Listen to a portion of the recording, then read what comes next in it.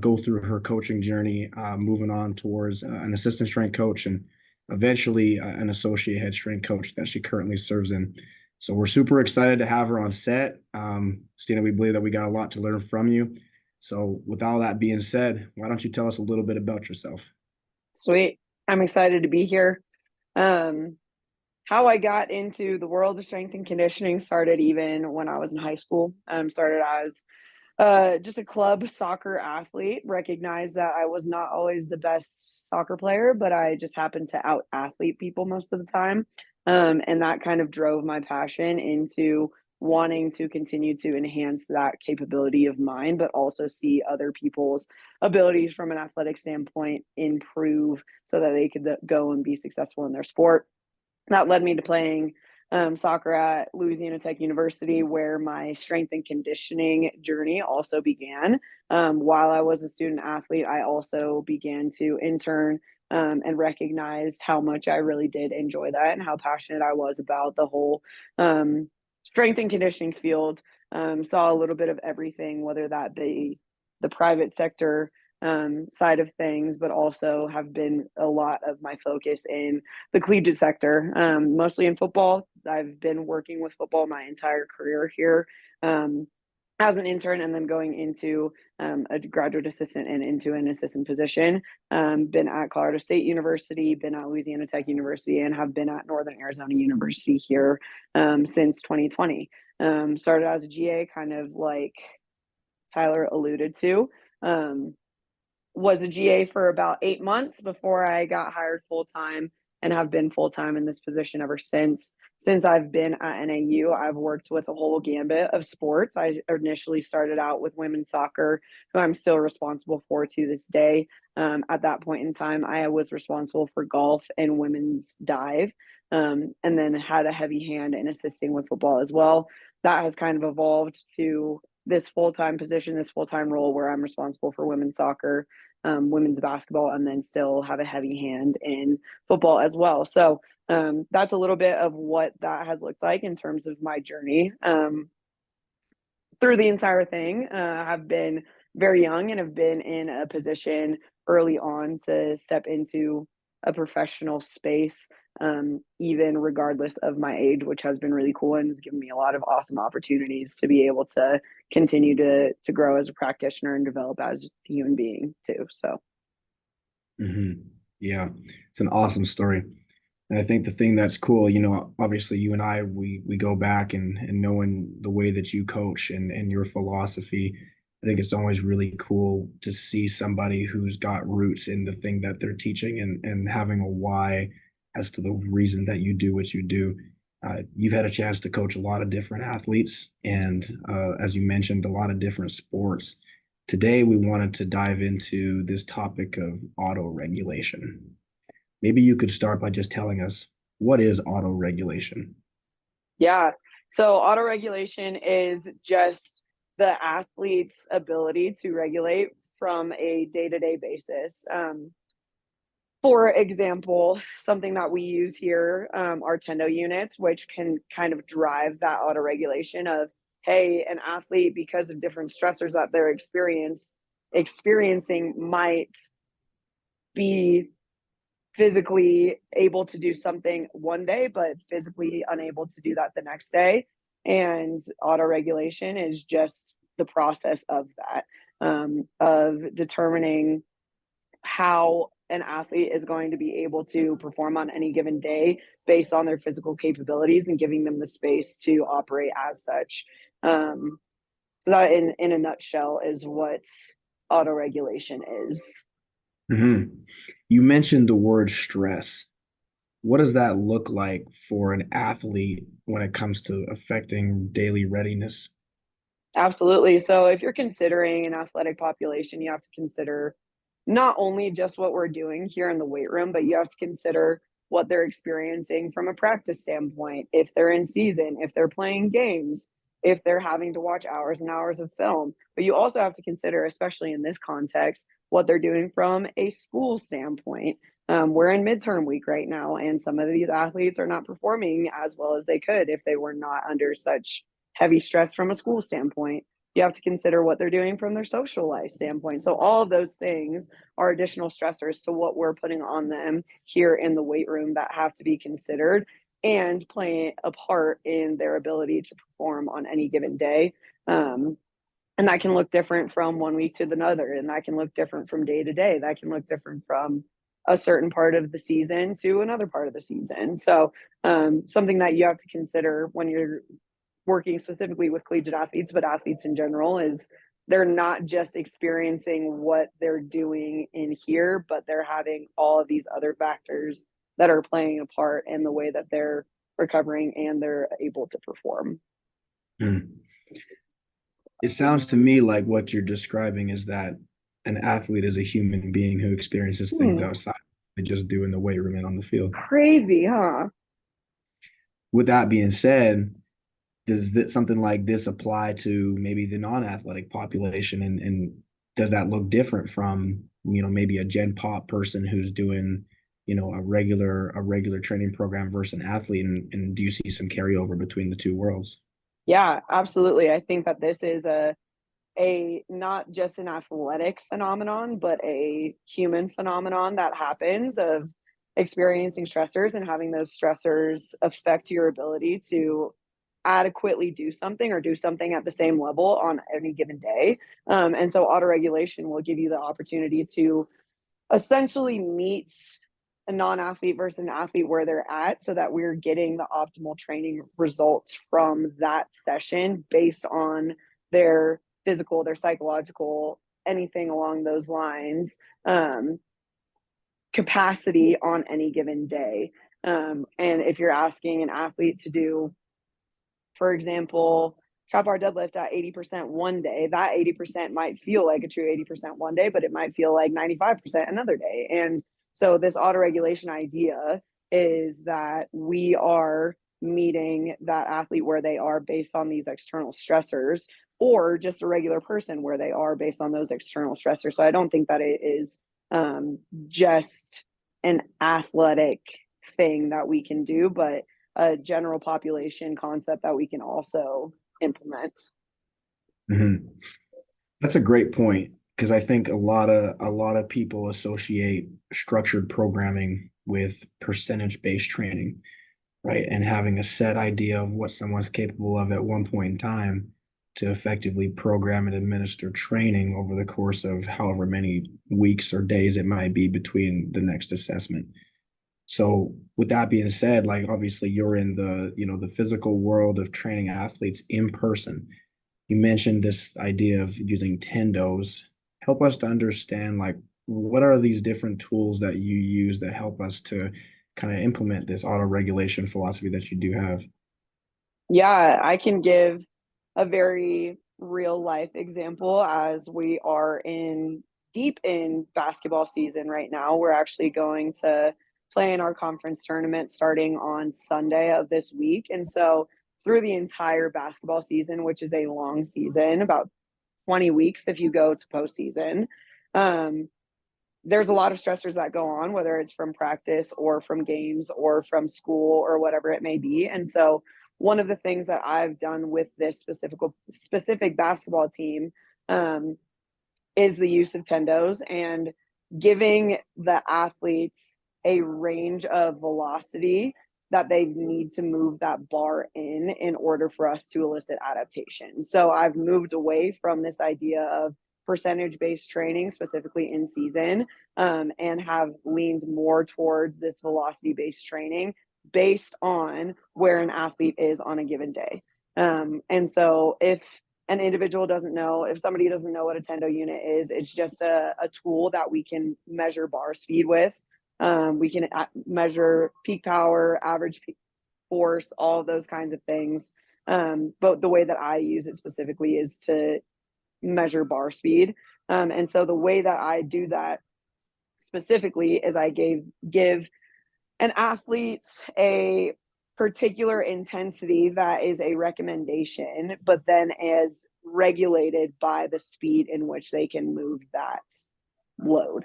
And so some weeks that load, that particular intensity We may have weeks where that's the same. We may have weeks where that's different. But on those two same weeks, if there are two same weeks, their ability to move that load at a certain velocity might be different from that week to the following week. And that is an idea of auto-regulation, of even in that, looking at the velocity range that we're working within. And they might be able to move a load at a certain velocity one week, and then we may have to lighten that load in order for us to continue to stay within that velocity range on the next week, which is a form of auto-regulation, that we are not just married to the number that's on the bar, but we're married to the ability and the quality of movement external to the load that's on the bar. Mm-hmm. And so what you just described, right? Velocity-based training, something that is becoming obviously increasingly popular in the collegiate sector. And you're even starting to see it now in private sector training atmospheres as well. Let's just say we're 10 years or 20 years younger and we don't have those kind of tools. What are some things that you might think about or that would shape the way that you might approach this if you didn't have such a tool? Mm-hmm. I think that just being able to develop your coach's eye and being able to visualize bar speed is a really effective tool, truly. You can tell the difference between the way that a bar is moving at zero point 0.7 meters per second versus a bar that's moving at 1 meter per second.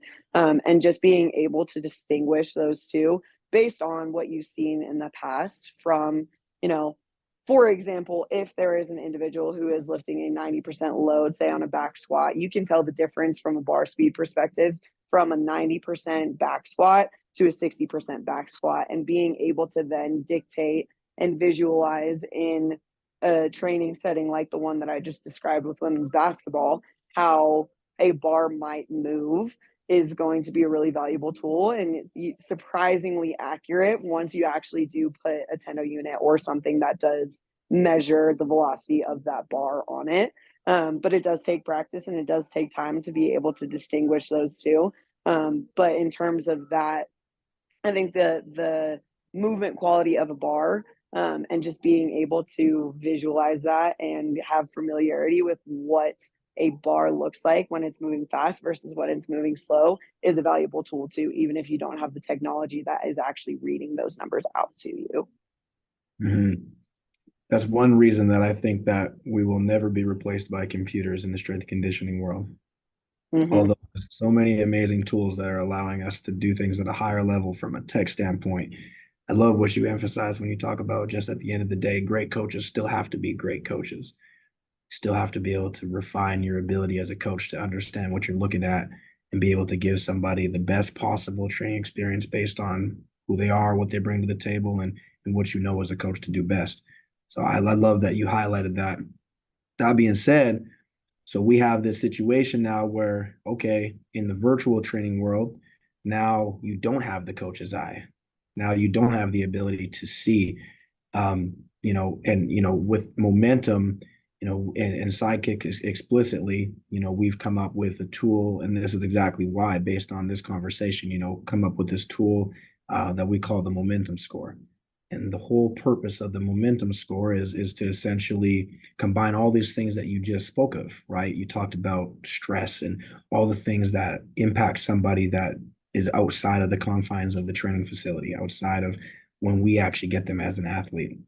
And so being able to take those things like acute to chronic ratio, how much time have I spent training from a load and intensity standpoint this week or today?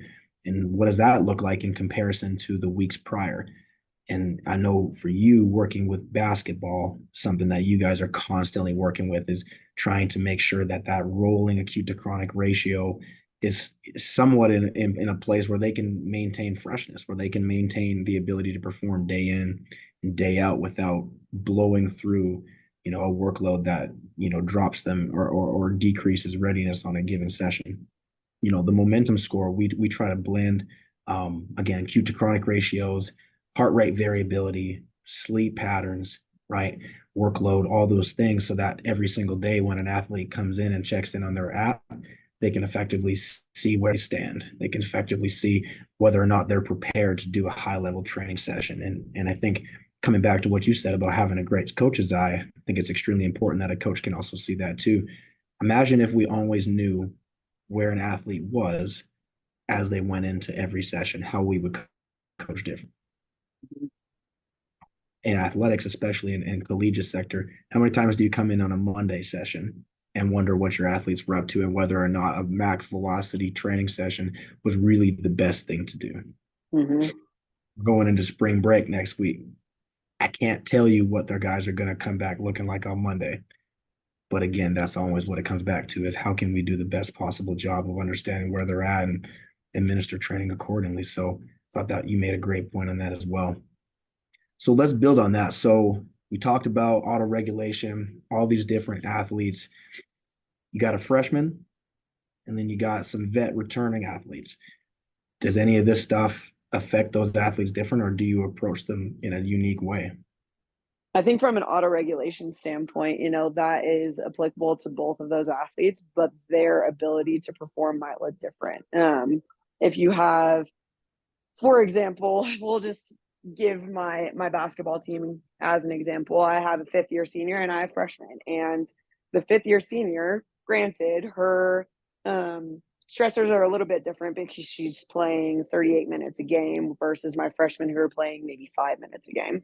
And so their ability to come in on a Monday or a Tuesday is going to look a lot different in terms of their ability to actually move loads and move loads fast and move loads at a high volume, even perhaps, because what that I've done is not only regulated and auto regulated the load that they're lifting, but also the volume that they're lifting as well. And if we're not able to stay within a range with either a load or a volume, then we're going to manage that load or volume. And typically, what I've seen is that my freshmen are able to do more load and more volume than my seniors are. But we're able to manage that because what we've seen from a specific bar speed. And so, not necessarily in terms of the approach is going to be different, but the ability to actually handle a training session differently is going to look different between training ages. And I think that that speaks to what autoregulation is that, based on training age or different stressors, then a freshman is going to be able to do potentially more from a weight room standpoint than a fifth year senior is going to do. But that session looks the same. Their load and their volume might just look different based on what they're experiencing externally from this space. Mm-hmm. Yeah. What do you think the inherent differences are between those older and younger athletes? You mentioned that you do see some trends. Why do you think those are what they are? Yeah, I think that, when you consider training age, a lot of those adaptations are neurological, and a lot of those freshmen who've potentially not lifted for their entire high school career are going to still continue to have neurological adaptations that these fifth year seniors might have to really strive for. But also the fact that, these freshmen are recovering probably better because they're have the capacity to recover better. Their bodies physically just are very different from fifth year seniors. But also the external stressors of, like, in practice, my fifth year seniors are getting the most reps versus my freshmen are getting reps when they can. And then even in games, it's my fifth year seniors who are playing those 38 minutes versus my freshmen who are playing the 5 minutes. And even when you consider probably social factors too, my fifth year seniors have friends that they've been friends with for the last 4 years and they know all the places to go out downtown, whereas my freshmen, they probably don't have that. And so having to consider all of those different factors, like, that is the beauty of auto regulation, is that in doing that, in having them auto regulate, then my freshmen are going to get the stressors that are going to elicit a response in the weight room that they need. And then my seniors are also going to get a stressor that is going to elicit a response and an adaptation in the weight room, but those are going to look different. It's not going to be hey, I'm going to prescribe both of you one set of 5 reps on a back squat at 135 pounds, ready to go, and have them both adapt in the same capacity. And I think that that's the beauty of what auto regulation is. Mm-hmm. Yeah, that's big time. It's funny because I think a lot of times people assume the opposite.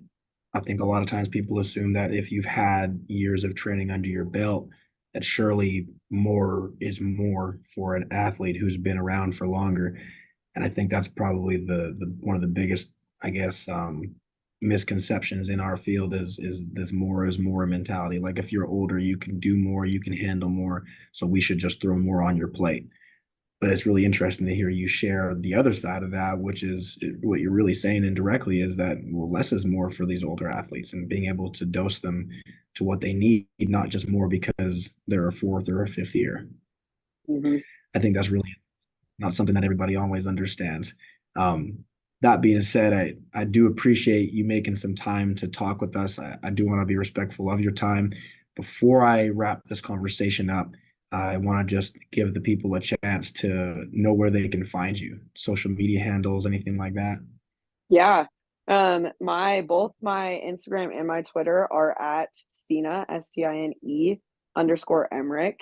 You can find me on Instagram. You can find me on Twitter under both of those names. Awesome. Awesome. And Steen is one of our newest trainers on Sidekick as well. But we just encourage you to go and check her out, follow her on social media. Any interest in training with her, she's a great, great resource. Steen, I appreciate you bringing or coming on today and sharing some wisdom with us. Look forward to talking with you soon. Absolutely. I enjoyed it.